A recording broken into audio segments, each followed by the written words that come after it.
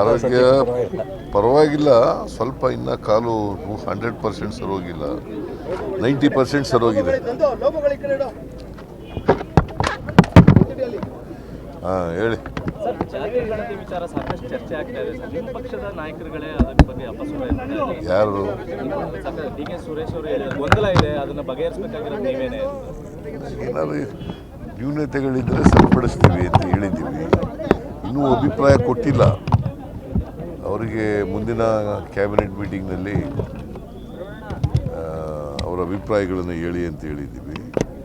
ಅವರ ಅಭಿಪ್ರಾಯಗಳು ಹೇಳಿದ ಮೇಲೆ ಈ ಕ್ಯಾಬಿನೆಟ್ ಮುಂದೆ ತಗೊಬಂದು ವಿಲ್ ಟೇಕ್ ಎ ಡಿಸಿಷನ್.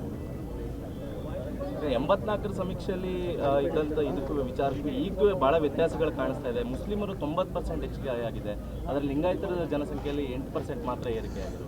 ನೋಡಯ್ಯ, ಇದು ಜನಸಂಖ್ಯೆ ಕಡಿಮೆ ಆಗಿದೆ ಹೆಚ್ಚಾಗಿದೆ ಅನ್ನೋದು ಸರ್ವೇನಲ್ಲಿ ಗೊತ್ತಾಗೋದು. ಗೊತ್ತಾಯ್ತಾ? ಈಗ ಯಾವ ಆಧಾರದ ಮೇಲೆ ನೀನು ಹೇಳ್ತೀಯ? ನಿನಗೆ ಆಧಾರ ಏನಯ್ಯ? ಅಲ್ಲ, ನಿನಗೇನು ಆಧಾರ? 84ರಲ್ಲಿ ಏನಾಗಿತ್ತು? ಗಣತಿ ಆಗಿತ್ತಾ? ಯಾರು ಹೇಳಿರೋದು? ಬಿಜೆಪಿಯವರು ಹೇಳ್ತಾರೆ ಅಂತಲ್ಲ. ಬಿಜೆಪಿಯವರು ಜಯಪ್ರಕಾಶ್ ಹೆಗಡೆ ಮಾಡಿದ್ದವ್ರು ಯಾರು? ಯಾವ ಪಾರ್ಟಿಯವರಯ್ಯ? ನಿನಗೆ ಗೊತ್ತಾ ಜಯಪ್ರಕಾಶ್ ಹೆಗಡೆ ಅಂತ ಯಾರು ಅಂತ? ಹಾಂ ಹಾಂ ಮತ್ತು ಅವರೇ ಕೊಟ್ಟಿರೋದಲ್ಲ ವರದಿ. ಮೆಂಬರ್ಗಳು ಅವರೇ. ಹಾಂ, ಅವರೇ ಮೆಂಬರ್ಗಳು, ಅವರೇ ವರದಿ ಕೊಟ್ಟಿರೋದಲ್ಲಪ್ಪ. ಬಿ ಜೆ ಪಿಯವ್ರಿಗೆ what moral right they have? ಅವರು ಅಪಾಯಿಂಟ್ ಮಾಡಿದಂಥ ಅಧ್ಯಕ್ಷನೇ ಕೊಟ್ಟಿರ್ತಕ್ಕಂಥ ರಿಪೋರ್ಟ್. ಗೊತ್ತಾಯ್ತಾ? ಕಾಂತರಾಜು ಕೊಟ್ಟಿರ್ತಕ್ಕಂಥ ಅಂಕಿಅಂಶಗಳ ಆಧಾರದ ಮೇಲೆ ಇವರು ಶಿಫಾರಸು ಮಾಡಿದ್ದಾರೆ ಅಲ್ವಾ? ನೋಡೋಣ, ಮಿನಿಸ್ಟ್ರಿಗಳೆಲ್ಲ ಅವರು ಅಭಿಪ್ರಾಯ ಹೇಳಲಿ, ಆಮೇಲೆ ಕ್ಯಾಬಿನೆಟ್ನ ಮುಂದೆ ಇಟ್ಟು will take A decision. Sir, ಬೆಂಗಳೂರಿನಲ್ಲಿ ವಿಂಗ್ ಕಮಾಂಡರ್ ಒಬ್ಬ ಯುವಕರ ಮೇಲೆ ಹಲ್ಲೆ ಮಾಡಿದ್ದಾನೆ, ಜೊತೆಗೆ ಕನ್ನಡಿಗರ ಮೇಲೆ ಕೆಟ್ಟದಾಗಿ ಬಿಂಬಿಸುವಂಥ ಪ್ರಯತ್ನಗಳು ಕೂಡ ಆಗಿದೆ. ಭಾಷಾ ವಿಚಾರದಲ್ಲಿ ಅದಕ್ಕೆ ಕಾನೂನು ರೀತಿ ಕ್ರಮ ತಗೊಳ್ಳಿ ಅಂತ ಹೇಳಿದ್ದೀನಿ ನಾನು. ಯಾರೇ ಆಗಲಿ, ವಿಂಗ್ ಕಮಾಂಡರ್ ಆಗಲಿ ಯಾರಾಗಲಿ, ಕಾನೂನು ರೀತಿ ಕ್ರಮ ತಗೊಳ್ಳಿ ಅಂತ ಹೇಳಿದ್ದೀನಿ. ಇವರು ಕಂಪ್ಲೇಂಟ್ ಕೊಟ್ಟಿದ್ದಾರೆ, ಅವರು ಕಂಪ್ಲೇಂಟ್ ಕೊಟ್ಟಿದ್ದಾರೆ. ಗೊತ್ತಾಯ್ತಾ? ಅದರಿಂದ ಕಾನೂನು ರೀತಿ ಕ್ರಮ ತಗೊಳ್ಳಿ ಅಂತ ಹೇಳಿ. ಭಾಷಾ ವಿಚಾರದಲ್ಲಿ ನಿರಂತರವಾಗಿ ದಬ್ಬಾಳಿಕೆ ನಡೀತಾ ಇದೆ ಅಂತ. ನೋಡಪ್ಪ, ಭಾಷೆ ಹಿಂದಿ ಏರಿಕೆಗೆ ನಾವು ಬಿಡಲ್ಲ. ಹಿಂದಿ ಭಾಷೆನ ಕೇಂದ್ರ ಸರ್ಕಾರ ಮಾಡಿದ್ರೆ ನಾವು ಅದಕ್ಕೆ ವಿರೋಧ ಮಾಡ್ತೀವಿ, ಒಪ್ಪಲ್ಲ ಅಂತ ಹೇಳಿದ್ದೀವಿ. That is our stand, state government stand. ಅಲ್ಲ, ದ್ವಿಭಾಷಾ ನೀತಿ ತಂದಿದ್ದೀವಲ್ಲ ಈಗಾಗಲೇ. ತರ್ತೀರ ಅಂತಲ್ಲ, ಈಗಾಗಲೇ ದ್ವಿಭಾಷಾ ನೀತಿ ಇದೆ. ಮಾತೃಭಾಷೆ ಮತ್ತು ಇಂಗ್ಲೀಷ್ ಭಾಷೆ ಇದೆ. ಹಿಂದಿನೂ ಕಲಿಯೋ ಅವಕಾಶ ಇದೆ ಅದಕ್ಕೆ. ಕೇವಲ ಇಂಗ್ಲೀಷ್ ಮತ್ತು ಕನ್ನಡ ಮಾತ್ರ? ಯಾವುದು? ಹಿಂದಿನೂ ಅವಕಾಶ ಇದೆಯಲ್ಲ ಅಂತ. ಇಲ್ಲಿ ಹಿಂದಿ ಎಲ್ಲಿದೆ? ಹಿಂದಿ ಅವಕಾಶ ಇದೆ, ಆ ಕಾರಣಕ್ಕೋಸ್ಕರ ಈ ರೀತಿ. ನಾನು ತ್ರಿಭಾಷಾ ಸೂತ್ರ ಇಲ್ಲ. ನಾವು ಕನ್ನಡ ಮತ್ತು ಇಂಗ್ಲೀಷ್ ಅಷ್ಟೇ ಕಲಿಸೋದು. ಸರ್, ಕೆಪಿಎಸ್ಸಿ ಏನಾಯ್ತು ಸರ್? ಪಾದಯಾತ್ರೆ ಮಾಡ್ಲಿಕ್ಕೆ ಅಂತ ಹೊರಟಿದ್ದಾರೆ. ಸೆಷನ್ ಕೂಡ ಬಹಳ ಚರ್ಚೆ ಆಗಿತ್ತು. ಯಾರು? KPSC public service commission. ಹಾಂ, ಏನು ಈಗ ಅದು ಇದ್ರ ಎಕ್ಸಾಮ್ ವಿಚಾರವಾಗಿ ಕೋರ್ಟ್ಗೆ ಹೋಗಿದೆಯಲ್ಲಪ್ಪ ಅದು. ಈಗ ಅವ್ರು ಪಾದಯಾತ್ರೆ ಮಾಡ್ಲಿಕ್ಕೆ ಮುಂದಾಗಿದ್ದಾರೆ. ಯಾರು?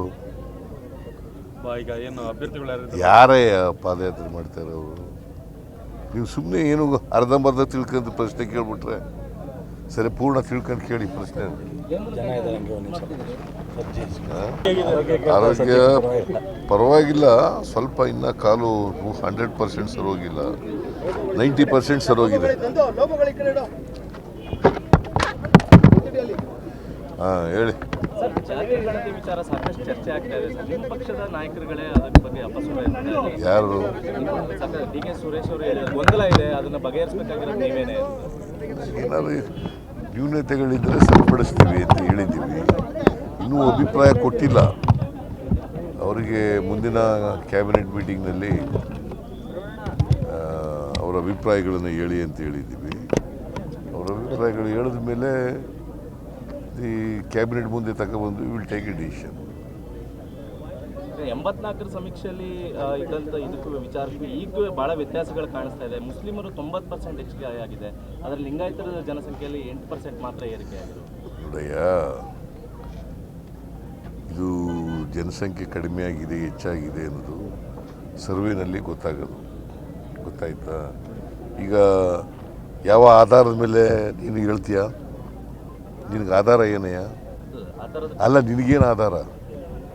84ರದ 84ರಲ್ಲಿ ಏನಾಗಿತ್ತು? ಗಣತಿ ಗಣತಿ ಆಗಿತ್ತಾ? ಆಗಿದೆ ಅಂತ ಹೇಳ್ತಾ ಇರೋದು ಯಾರು ಹೇಳಿರೋದು? ಬಿಜೆಪಿ ಅವರು. ಬಿ ಜೆ ಪಿಯವರು ಹೇಳ್ತಾರೆ ಅಂತಲ್ಲ. ಬಿ ಜೆ ಪಿಯವರು ಜಯಪ್ರಕಾಶ್ ಹೆಗಡೆ ಮಾಡಿದ್ದವ್ರು ಯಾರು? ಯಾವ ಪಾರ್ಟಿಯವರಯ್ಯ? ನಿನಗೆ ಗೊತ್ತಾ ಜಯಪ್ರಕಾಶ್ ಹೆಗಡೆ ಅಂತ ಯಾರು ಅಂತ? ಹಾಂ ಹಾಂ ಬಿಜೆಪಿ ಅವರು ನೇಮಕ ಮತ್ತು ಅವರೇ ಕೊಟ್ಟಿರೋದಲ್ಲ ವರದಿ? ಮೆಂಬರ್ಗಳು ಅವರೇ. ಹಾಂ, ಅವರೇ ಮೆಂಬರ್ಗಳು ಅವರೇ ವರದಿ ಕೊಟ್ಟಿರೋದಲ್ಲಪ್ಪ. ಬಿ ಜೆ ಪಿಯವ್ರಿಗೆ what moral right they have? ಅವರು ಅಪಾಯಿಂಟ್ ಮಾಡಿದಂಥ ಅಧ್ಯಕ್ಷನೇ ಕೊಟ್ಟಿರ್ತಕ್ಕಂಥ ರಿಪೋರ್ಟ್. ಗೊತ್ತಾಯ್ತಾ? ಕಾಂತರಾಜು ಕೊಟ್ಟಿರ್ತಕ್ಕಂಥ ಅಂಕಿಅಂಶಗಳ ಆಧಾರದ ಮೇಲೆ ಇವರು ಶಿಫಾರಸು ಮಾಡಿದ್ದಾರೆ ಅಲ್ವಾ? ನೋಡೋಣ, ಮಿನಿಸ್ಟ್ರಿಗಳೆಲ್ಲ ಅವರು ಅಭಿಪ್ರಾಯ ಹೇಳಲಿ, ಆಮೇಲೆ ಕ್ಯಾಬಿನೆಟ್ನ ಮುಂದೆ ಇಟ್ಟು ವಿಲ್ ಟೇಕ್ ಇಟ್ ಡಿಸಿಷನ್.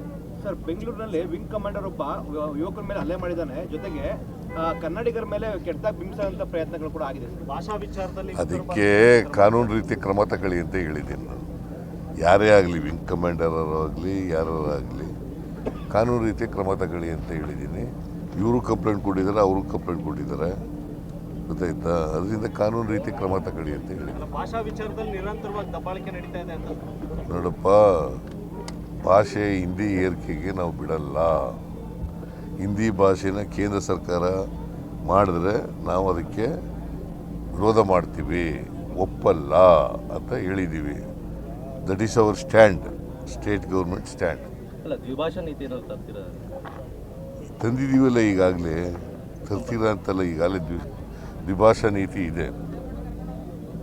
ಮಾತೃಭಾಷೆ ಮತ್ತು ಇಂಗ್ಲೀಷ್ ಭಾಷೆ ಇದೆ. ಹಿಂದಿನೂ ಕಲಿಯೋ ಅವಕಾಶ ಇದೆ ಅದಕ್ಕೆ. ಹಾಂ, ಕೇವಲ ಇಂಗ್ಲಿಷ್ ಮತ್ತು ಕನ್ನಡ ಮಾತ್ರ? ಯಾವುದು?